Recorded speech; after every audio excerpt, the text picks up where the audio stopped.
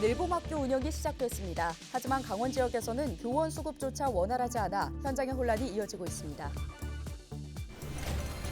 이번 겨울 영동 지역 강수일수가 30년 평균보다 1.5배 많았던 것으로 나타났습니다. 영서 지역 강수일수도 최근 5년 평균의 1.7배 높았습니다. 통합 바이오가스화 시설 설치 사업 공모에 횡성군이 최종 선정됐습니다. 오는 2028년까지 457억 원을 투입해 횡성군 공급면 일대에 조성될 예정입니다. 은퇴 교사를 활용해 교육의 질을 높이자는 취지의 조례안이 본회의를 통과했습니다. 일선 지자체들도 은퇴 전문가들을 지역 발전에 활용하기 위한 움직임을 보이고 있습니다.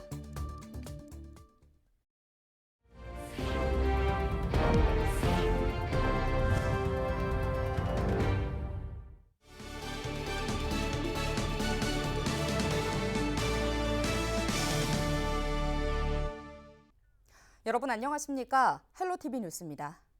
각 학교의 새 학기가 시작됐습니다. 전국 초등학교 2,700여 곳에서는 개학에 맞춰 일제히 늘봄학교 운영이 시작됐는데요. 시행 첫날부터 혼란스러운 곳이 많았다고 합니다. 정승환 기자의 보도입니다. 춘천의 한 초등학교. 학교 시간이 지났지만 아이들이 옹기종기 둘러앉아 블럭을 조립합니다. 방과 후 돌봄 프로그램에 참여하는 학생들입니다. 4일 새 학기가 시작된 가운데 강원도 내 초등학교 84곳에서 늘봄학교 운영이 시작됐습니다. 올해는 초등학교 1학년을 대상으로 하는데 참여율은 약 60%입니다. 참여 학생에게는 매일 2시간씩 맞춤형 프로그램이 무상으로 제공됩니다. 하지만 현장에서는 여전히 불만의 목소리가 나옵니다. 일부 학교에서는 프로그램을 운영할 강사 채용과 공간 확보에 어려움을 겪고 있기 때문입니다. 채워지지 않은 프로그램 강사를 이제 교사들한테 이제 오해하라고. 그래서 지금 이제 저희 학교 같은 경우에는 1학년 선생님들한테 이제 부탁을 드렸는데 1학년 선생님들이 도저히 할 수가 없을 것 같다라고 했더니 이걸 이제 2학년 선생님들한테 부탁을 하고 이런 식으로 학교에서도 서로 이제 폭탄 돌리기에 원주 등 일부 지역 학교 4곳에선 늘봄 관련 행정 업무를 담당할 기간제 교사도 아직 채용하지 못했습니다. 일각에서는 학교의 책임을 전가한 밀어붙이기식 운영이라는 비판이 나옵니다. 강사가 미채용이 됐을 경우 기존의 학교 교사 등 내부 인력을 활용해서 반드시 무조건 운영하라는 공문을 시행을 해서 결국은 교사에게 업무를 전가하지 않. 강원도 교육청은 늘봄학교 운영에 대해 차질 없다는 입장입니다. 부족한 기간제 교사 4명에 대해선 추가 공고에 채용을 완료하겠다고 밝혔습니다. 기간제 교사 구하기가 많이 어려웠습니다만 이제 거의 다 해결됐습니다. 모든 업무라는 게 인수인계가 있는 거 아니겠어요? 그동안 해왔던 돌봄 교실이나 방과 후 교실을 새로 채용된 기간제 교사가 업무를 인수받아야 될 거 아니에요. 그런 과도기가 필요한 것이고요. 현장을 점검한 강원도 교육청은 다음 주까지 학교별 프로그램 운영 계획을 제출받습니다. 이어 프로그램 미운영 학교에 대해선 집중 점검을 실시할 계획입니다. 헬로티비 뉴스 정승환입니다. 요즘에는 고령자라고 볼 수 없을 정도로 왕성한 활동력을 보여주는 어르신들이 많은데요. 비록 은퇴했지만 오랜 노하우와 전문성을 겸비한 은퇴자를 활용해 지역 발전을 이끌어야 한다는 목소리가 일고 있습니다. 박건상 기자의 보도입니다. 올해 65살인 김병철 씨. 김 씨는 39년간 교직 생활을 하다 원주고등학교 교장 선생님과 원주시 교육장을 역임한 후 지난 2021년에 퇴직했습니다. 정선 고안여자고등학교 교사를 시작으로 교장까지 하면서 다양한 교직 경험과 노하우를 갖추고 있습니다. 김병철 선생님은 자신이 쌓은 경험을 후배 교사는 물론 아이들과 나누고 싶어 합니다. 현직 때와 같은 처우를 바라는 것도 아닙니다. 그저 건강한 몸으로 봉사의 개념으로라도 교육 현장에 도움이 되고 싶다는 겁니다. 당연히 할 수 있죠.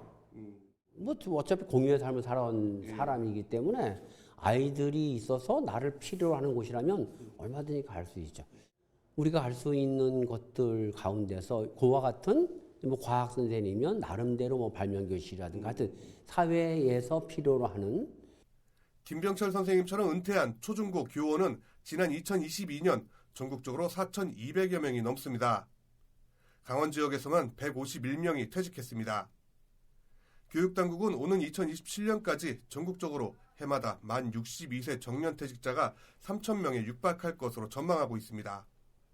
교원 퇴직자들의 교육 현장에 대한 갈망이 높아지면서 퇴직 교사들을 활용하자는 목소리가 일고 있습니다.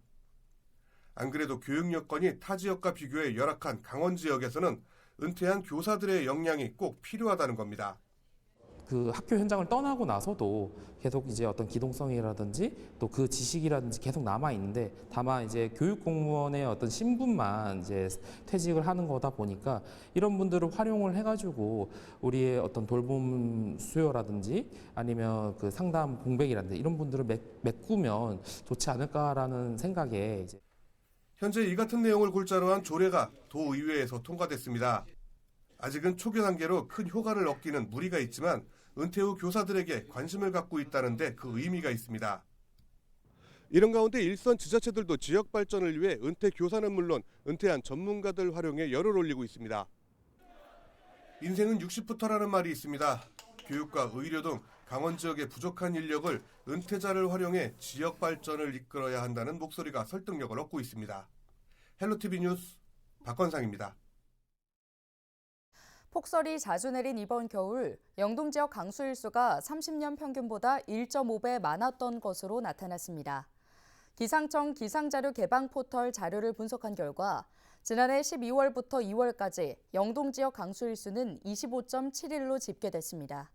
이는 30년 평균 강수일수의 1.5배였고 최근 5년 평균과 비교하면 2.4배에 달했습니다. 이번 겨울 영서 지역 강수일수도 25.3일로 각각 최근 5년의 평균의 1.7배, 30년 평균의 1.3배였습니다. 환경부가 주관하는 통합 바이오가스화 시설 설치 사업 공모에 횡성군이 최종 선정됐습니다. 이번 사업은 가축 분뇨와 음식물 쓰레기, 하수 찌꺼기 등을 활용해 바이오가스를 추출하는 시설로 오는 2028년까지 사업비 457억 원을 투입해 공급면 초원리 일대에 설치하는데요. 이곳에서 생산된 바이오가스는 인근 지역 주민들이 참여하는 스마트팜 등 수익 사업에 투입될 예정입니다.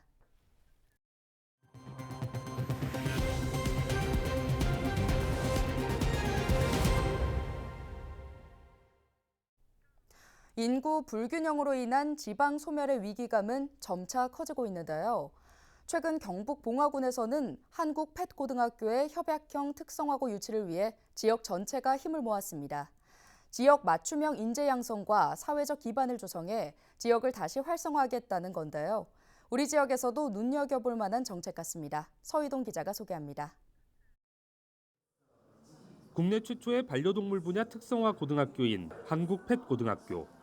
지난 3년 동안 신입생 모집 경쟁률이 평균 3대 1에 달했는데 특히 전교생 133명 중 113명이 경북 이외 지역 출신입니다. 이들은 모두 한국 펫고가 있는 봉화군으로 주소를 이전해 기숙사 생활을 하고 있습니다.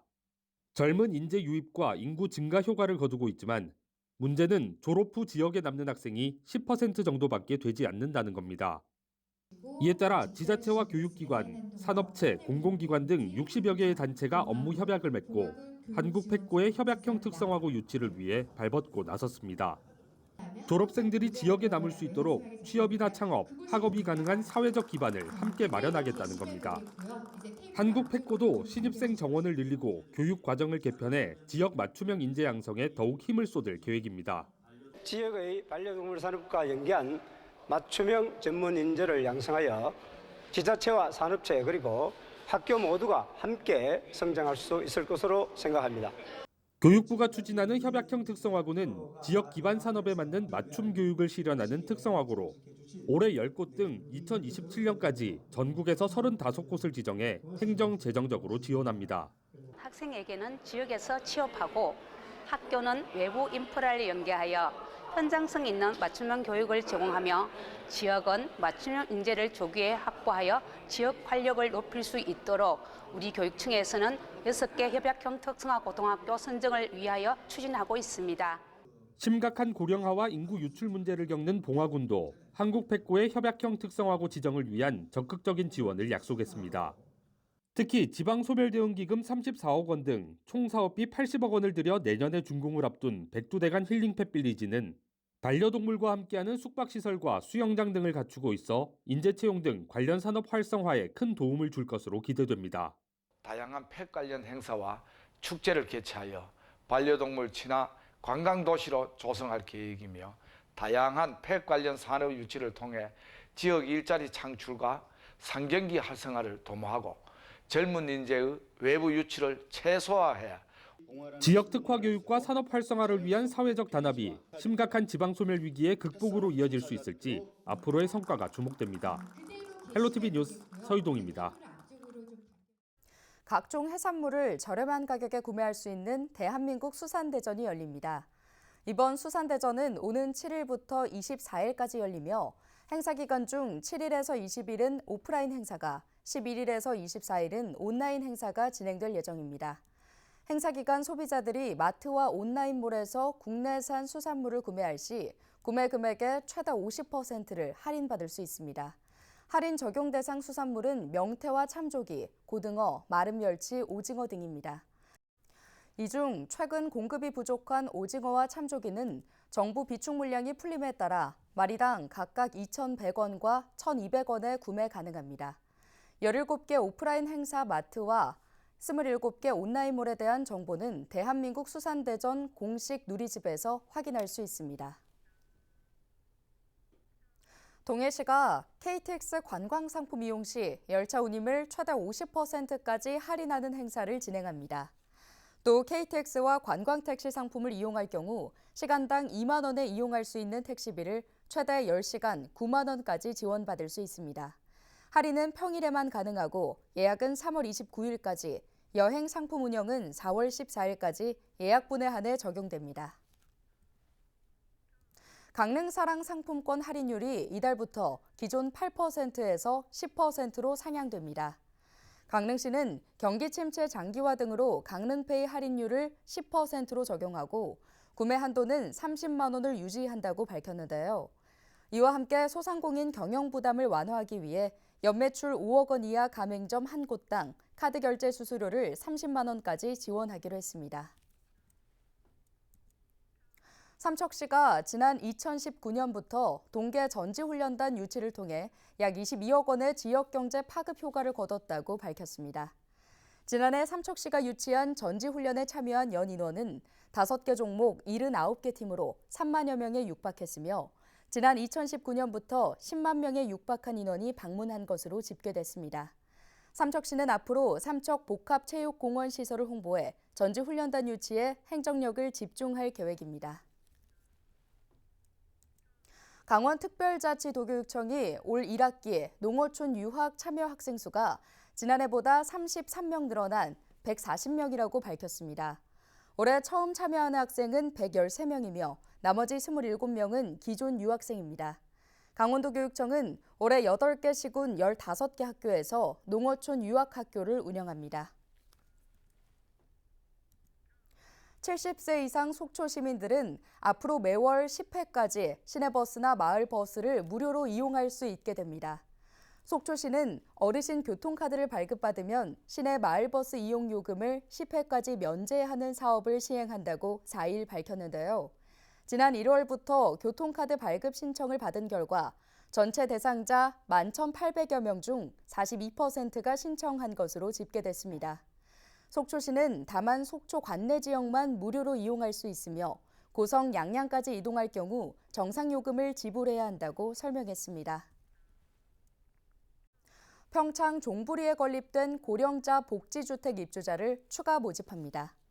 평창 종부 고령자 복지주택은 전용 면적 기준 26제곱미터 64가구와 36제곱미터 52가구로 지난 1월 첫 입주를 마쳤는데요. 이번에 추가 모집하는 가구는 26제곱미터 7가구와 36제곱미터 4가구로 예비 입주자 24가구를 포함해 모두 35가구를 모집합니다. 입주 자격은 만 65세 이상 무주택 세대 구성원으로 생계급여와 의료급여 수급자 등 영구 임대주택 자산 요건을 충족하면 신청할 수 있습니다. 오늘 준비한 소식은 여기까지입니다. 함께해 주신 여러분 고맙습니다.